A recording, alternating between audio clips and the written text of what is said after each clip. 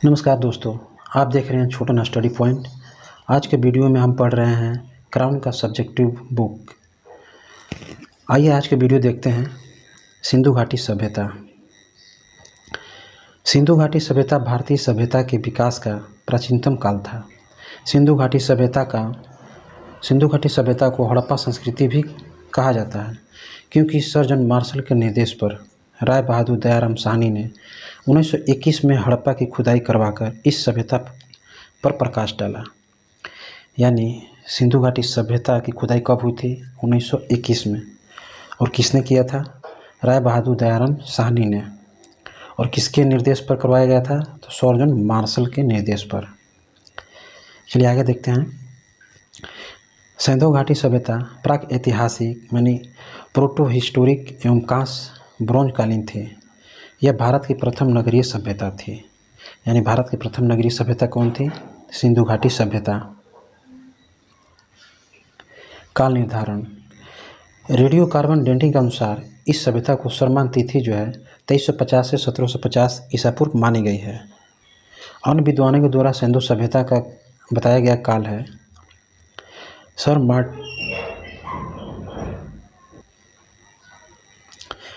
Sir Mortimer wheeler 2500 से 1500 ईसा पूर्व, woolly ने 2800 ईसा पूर्व बताया। सर जॉन मार्शल ने 3250 से 2750 ईसा पूर्व बताया।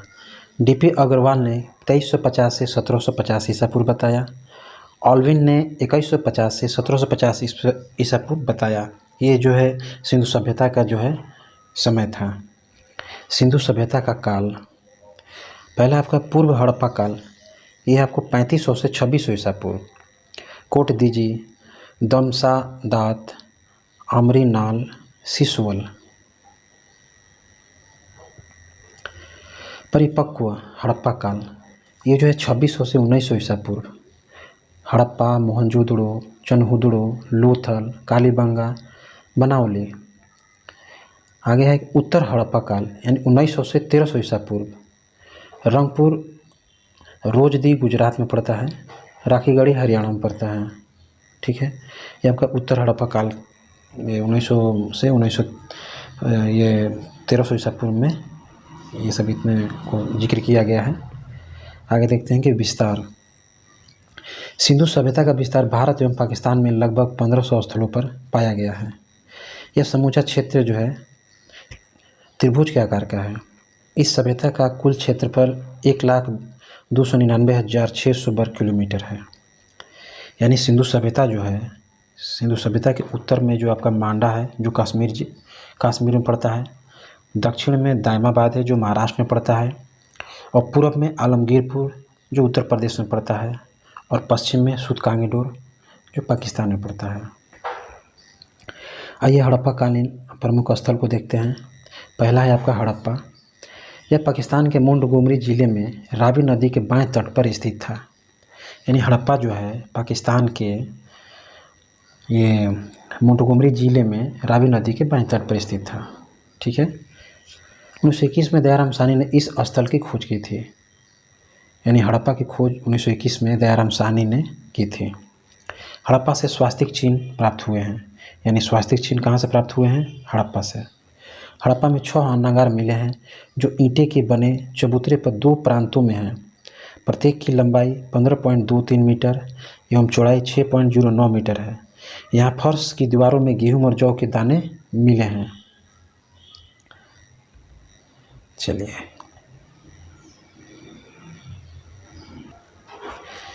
सिंधु सभ्यता के प्रमुख स्थल एक दृष्टि में देखते हैं। प्रमुख स्थल, उत्खननकर्ता, उत्खनन वर्ष, नदी और वर्तमान संबंधित क्षेत्र। ठीक है, पहला है हड़प्पा। हड़प्पा के उत्खननकर्ता हैं दयाराम साहनी और इसके उत्खनन वर्ष है 1921, और ये रावी नदी के किनारे इसका उत्खनन हुआ था। और ये वर्तमान में अभी पाकिस्तान के पंजाब प्रांत के मोंटगोमरी ज़िले में स्थित है। दूसरा है मोहनजोदड़ो। मोहनजोदड़ो के उत्खनन करता है रखालदास बनर्जी। ये उन्होंने 1922 में इसका उत्खनन हुआ था, और ये सिंधु नदी के तट पर स्थित है, और ये वर्तमान में पाकिस्तान के सिंध प्रांत के लरकाना ज़िला में स्थित है। ठीक है, आगे देखते हैं सूतकांगीडोर। इसके उत्खननकर्ता हैं आरएल स्टाइन। इसका उत्खनन वर्ष है 1927। ये जो है दास्क नदी के किनारे स्थित है और ये अभी वर्तमान में पाकिस्तान के बलूचिस्तान में स्थित है। आगे चनहुदड़ो। इसके उत्खननकर्ता हैं गोपाल मजुमदार और इसका उत्खनन वर्ष हुआ 1931 और ये सिंधु नदी के किनारे स्थित है और ये वर्तमान में अभी पाकिस्तान के सिंध प्रांत में स्थित है। आगे देखते हैं कालीबंगा। कालीबंगा का उत्खनन करता है बीके थापर एवं ब्रिजवासी लाल। ये जो 1953 में इसका उत्खनन हुआ था और ये घाघर नदी के किनारे स्थित है और ये वर्तमान में राजस्थान के हनुमानगढ़ जिले में स्थित है। आगे देखते हैं कोट दीजिए। इसके उत्खनन करता है फजल अहमद और ये 1953 में इसका उत्खनन हुआ था और ये सिंधु नदी के किनारे स्थित है और ये वर्तमान में पाकिस्तान के सिंध प्रांत के खैरपुर जिले में स्थित है। रंगपुर। इसके उत्खनन करता है रंगनाथ राव। ये 1953-54 में इसका उत्खनन हुआ था और ये मादर नदी के किनारे स्थित है और ये वर्तमान में अभी गुजरात के काठियावाड़ जिले में स्थित है। आगे देखते हैं रोपर। इसके उत्खनन करता है यगदत्त शर्मा और ये जो है 1953-56 में इसका उत्खनन हुआ था और ये सतलज नदी के किनारे स्थित है और वर्तमान में पंजाब के रोपड़ जिला में स्थित है। ये आगे देखते हैं लोथल। लोथल के उत्खनन करता हुए रंगनाथ राव और ये 1957-58 में इसका उत्खनन हुआ था और ये भोगवा नदी के किनारे स्थित है और गुजरात के अहमदाबाद जिले में स्थित है। आलमगीरपुर। इसके उत्खनन करता हुए यगदत्त शर्मा। ये 1958 में इसका उत्खनन हुआ था और ये हिंडन नदी के किनारे स्थित है और वर्तमान में ये उत्तर प्रदेश के मेरठ जिले में स्थित है। बनवाली। इसके उत्खनन करता है आर.एस. बिष्ट और ये 1974 में इसका उत्खनन हुआ था। ये रंगोई नदी के किनारे स्थित है और वर्तमान में हरियाणा के हिसार जिले में स्थित है। और लास्ट देखते हैं धौलावीरा। धौलावीरा के उत्खनन करता है आर.एस. बिष्ट और ये 1985-90 में इसका उत्खनन हुआ था और ये वर्तमान में गुजरात के कच्छ जिला में स्थित है। आगे देखते हैं हड़प्पा में 2 कमरे वाले बैरक मिले हैं जो कि श्रमिकों के रहने के लिए बने थे। यहाँ से प्राप्त मोहरों पर सबसे अधिक अंकन जो है एक श्रृंगी पशु का मिला है। यानी हड़प्पा में जो है एक श्रृंगी पशु का ये मोहर जो मिला है। ठीक है। अब देखते हैं मोहनजोदड़ो यानी मृतकों का टीला। यहाँ एक मोहर मिली है जिस पर पुरुष देवता अंकित हैं। उसके सिर पर 3 सींग हैं। वह पद्मासन मुद्रा में बैठा हुआ है। उसके चारों ओर एक हाथी, एक बाघ और एक गेंडा है। आसन के नीचे एक भैंसा है और पांवों पर 2 हिरण हैं। इसे शिव का प्राचीन रूप पशुपति महादेव बताया गया है। चलिए आगे देखते हैं। यहाँ एक विशाल स्नानागार मिला है जो कि 11.88 मीटर लंबा, 7.01 मीटर चौड़ा तथा 2.43 मीटर गहरा है। ठीक है। यानी विशाल स्नानागार का जो साइज जो बताया गया है 11.88 मीटर लंबा है और 7.01 मीटर चौड़ा है और 2.43 मीटर गहरा है। मोहनजोदड़ो की सबसे बड़ी इमारत जो है अन्नागार है जो कि 45.71 मीटर लंबा है और 15.23 मीटर चौड़ा है। ठीक है। आगे है एक अन्य मोहर पर कुबड़ वाले बैल की आकृति बनी हुई है। यानी कुबड़ वाले बैल की आकृति ये जो है क्या मोहर जो कहाँ मिला है तो मोहनजोदड़ो से। यहाँ से शिव का पैमाना, कांसे की नर्तकी, सूती वस्त्र के साक्ष्य, घोड़े के अस्तित्व का संकेत आदि प्राप्त हुए हैं। आगे देखते हैं कालीबंगा यानी काले रंग की चूड़ियाँ। कालीबंगा में जूते हुए खेत के साक्ष्य मिले हैं। ठीक है। जहाँ 2 अलग अलग फसलें उगाई जाती थी। यानी जूते हुए खेत के साक्ष्य कहाँ से मिले हैं? कालीबंगा से। चलिए आगे। यहाँ पर जल निकासी प्रणाली का अभाव मिलता है। यहाँ युगल सावधान का प्रमाण मिला है। यानी युगल सावधान का प्रमाण कहाँ मिला है? कालीबंगा में। यहाँ के मकानों में एक तल्ले वाला दरवाज़ा लगा है। कालीबंगा में अलंकृत ईंटें और अग्निकुंड भी प्राप्त हुए हैं। यानी अग्निकुंड और अलंकृत ईंटें कहाँ से जो है प्राप्त हुए हैं? कालीबंगा से। आइए आगे देखते हैं लोथल। इसे लघु हड़प्पा या लघु मोहनजोदड़ो भी कहा जाता है। यानी किसको लघु हड़प्पा या लघु मोहनजोदड़ो कहा गया है? तो लोथल को। यह हड़प्पाकालीन बंदरगाह नगर था। लोथल में चावल उपजाने के अवशेष 1800 ईसा पूर्व में पाए गए हैं। यहाँ से अन्न पीसने की चक्की, युगल सावधान के साक्ष्य, फारस की मोहरें, नाव के साक्ष्य, अग्नि वेदी के प्रमाण, हाथी दांत का पैमाना आदि भी प्राप्त हुए हैं। लोथल में एक चित्रित मृद भांड मिला है जो पंचतंत्र की कहानी चालाक लोमड़ी की याद दिलाता है। चलिए आगे देखते हैं।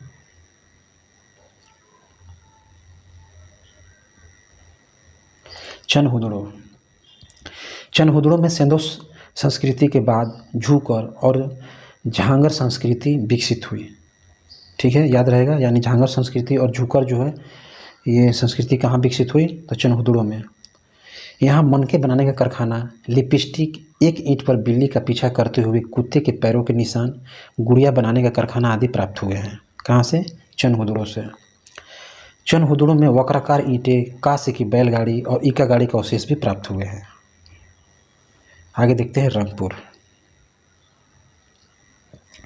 यह गुजरात के मादर नदी के तट पर स्थित है। यानी रंगपुर जो है गुजरात के मादर नदी के तट पर स्थित था। यहाँ पर धान की भूसी का साक्ष्य कच्ची ईंटों का दुर्ग मिला है। चलिए आगे। धौलावीरा। यहाँ से हड़प्पा संस्कृति के उत्थान और पतन के साक्ष्य साथ साथ मिले हैं। यह भारत में सबसे बड़ा हड़प्पाकालीन स्थल है। यानी भारत का सबसे बड़ा हड़प्पाकालीन स्थल कौन सा है? तो धौलावीरा। सिंधु घाटी सभ्यता तथ्य।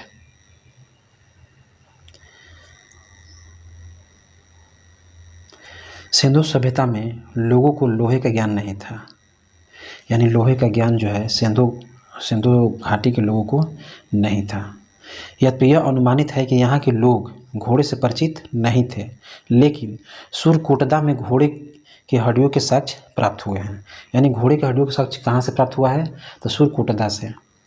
सेंधोवासी लिंग मूर्ति पूजक थे, किंतु आर्य जो है प्राकृतिक पूजक थे। ठीक है ना। सिंधुवासी जो थे ये आपको लिंग मूर्ति पूजक थे और आर्य जो थे प्राकृतिक पूजक थे। मोहनजोदड़ो के अधिकांश निवासी भूमध्य सागरीय प्रजाति के माने जाते हैं। सिंधुवासियों के बर्तन मुख्यतः लाल और गुलाबी रंग के हैं। यहाँ पर संभवतः दास प्रथा का भी प्रचलन था। सिंधुवासी पासे का खेल एवं नृत्य द्वारा अपना मनोरंजन करते थे। गाय की मूर्ति कहीं से प्राप्त नहीं हुई है। यातायात के लिए बैलगाड़ी का प्रयोग होता था। टेराकोटा, आग में पकी हुई मिट्टी को टेराकोटा कहते थे। यानी आग में पकी हुई मिट्टी को क्या कहा जाता था? टेराकोटा। चलिए आगे देखते हैं।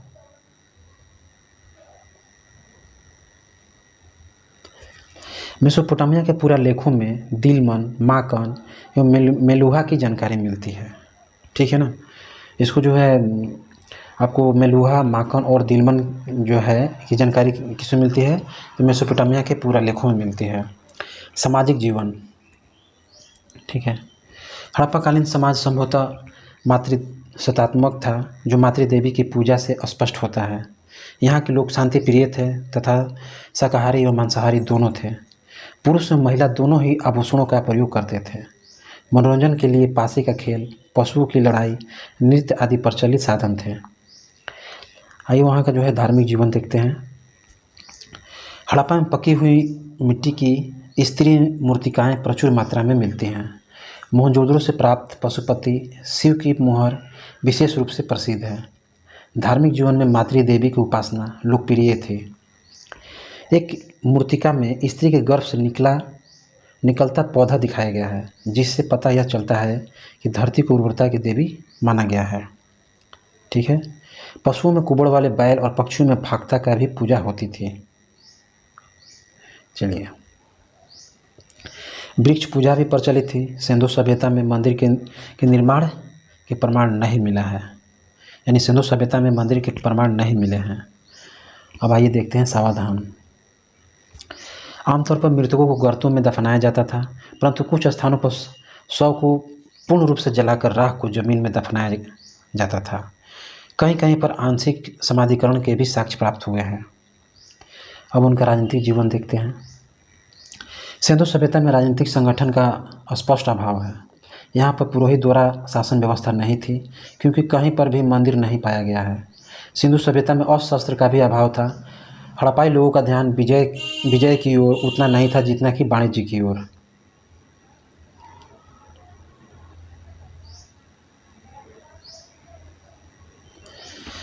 वाणिज्य की ओर हड़प्पा का शासन पूर्णतः वणिक वर्ग के हाथों में था।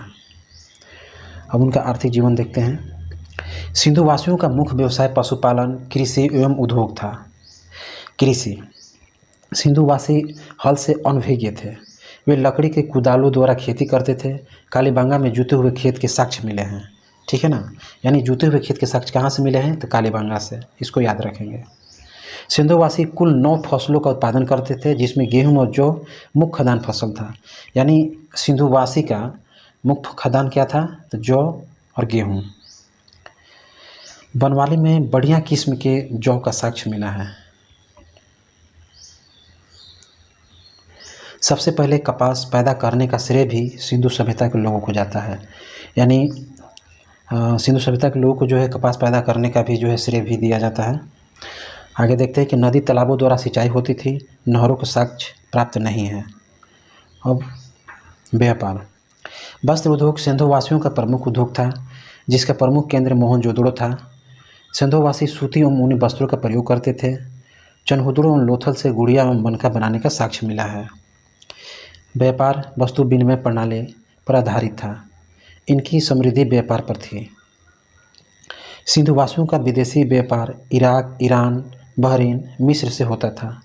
इतिहासकार दिलमन की पहचान बहरीन से और माकन की पहचान माकरान तट से और मेलुहा की पहचान सिंधु घाटी क्षेत्र से करते थे, ठीक है। अब आगे देखते हैं सिंधु सभ्यता में आयात की जाने वाली धातुएं, ठीक है। धातु और स्थल जहाँ से आयात होता था, यानी लाजवम मणि, ये आपको बदख्शां से होता था, अफ़गानिस्तान से। सोना जो है कोलार कर्नाटक से होता था। टीन जो है अफ़गानिस्तान से आयात होता था। स्टेटाइट जो है आपका ईरान से आयात होता था। आगे देखते हैं गुमेद जो है गुजरात के सौराष्ट्र से आयात होता था। तांबा जो है राजस्थान के खेतरी से आयात होता था। फिरोजा जो है फारस से आयात होता था। संगमरमर जो है राजस्थान से होता था। और इंद्रगुप्त मणि जो है गुजरात के भरूच से आयात होता था। मुहरे तथा बाट, सिंधु सभ्यता में मुद्रा का अधिकांश निर्माण जो है सेलखड़ी से होता था, ठीक है। मैंने ये जो सिंधु सभ्यता की जो मुद्रा जो थी, अधिकांश जो मुद्रा थी सेलखड़ी मैंने स्टेटाइट से होता था।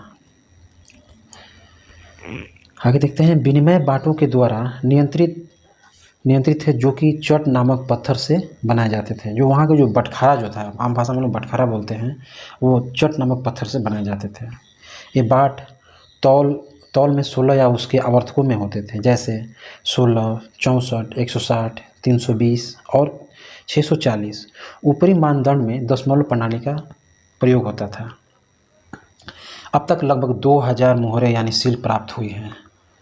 हड़प्पाई लिपि, हड़प्पा लिपि मुख्यतः चित्रलेखात्मक है। यह लिपि गोमुद्रिका पद्धति में चित्रात्मक या भावचित्रात्मक आइडियोग्राफिक है। अब तक इस लिपि में कुल मिलाकर 375 से 400 तक चित्रात्मक यानी पिकोग्राफ प्राप्त हुए हैं। अब तक यह लिपि पढ़ी नहीं जा सकी है, यानी जितने भी हैं ये किसी को पढ़ा नहीं जा सका है। सिंधु सभ्यता का अंत, हड़प्पा संस्कृति के अंत के संदर्भ में विद्वानों मतभेद है, जो निम्नलिखित हैं। पतन का कारण और विद्वान, आपको डेल्स विद्वान ने बताया कि ये जो हड़प्पा सभ्यता जो है भूकंप से जो है आपका अंत हो गया। कैनेडी ने बताया कि प्राकृतिक आपदा आने से जो है सिंधु सभ्यता का अंत हो गया। आपका व्हीलर और गार्डन ने बताया कि आर्यों का आक्रमण से ये सिंधु सभ्यता का अंत हो गया। गार्डन चाइल्ड ने बताया कि विदेशी आक्रमण की वजह से ये सिंधु सभ्यता का ये अंत हो गया। और स्टाइन और घोष ने बताया कि ये जलवायु परिवर्तन से सिंधु सभ्यता का अंत हो गया। और लैंब्रिक ने बताया कि अस्थिर नदी तंत्र के द्वारा जो है ये सिंधु सभ्यता का अंत हो गया। लेकिन मैके, राव और ये मार्शल ने बताया कि बाढ़ के द्वारा जो है सिंधु सभ्यता का अंत हुआ। ये कुछ हद तक जो है 90% जो है ये सही है कि ये सिंधु सभ्यता का अंत जो हुआ था बाढ़ की वजह से हुआ था। आइए आगे देखते हैं। सिंधु घाटी सभ्यता यानी विशिष्ट तथ्य, ज़्यादातर हड़प्पाई जो है सिले जो है चौकोर यानी रेक्टेंगल में है। बनवाली हरियाणा में मिट्टी के बने हल का प्रतिरूप प्राप्त हुआ है, यानी मिट्टी के बने हल जो है आपको बनवाली से प्राप्त हुआ है जो हरियाणा में स्थित है।